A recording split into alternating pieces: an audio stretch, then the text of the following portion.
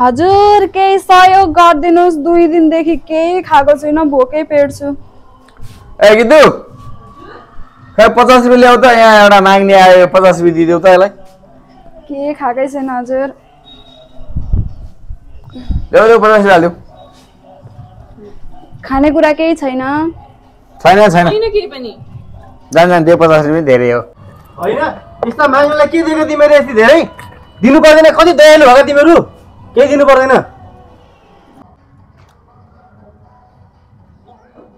तिमी नाला भन्नु पर्दैन थियो अघि नै भन्नुपर्छ गोली ठोक्दियो भन्दै यहाँ मसँग त भएको यति नै हो यो पनि खोलिदिऊ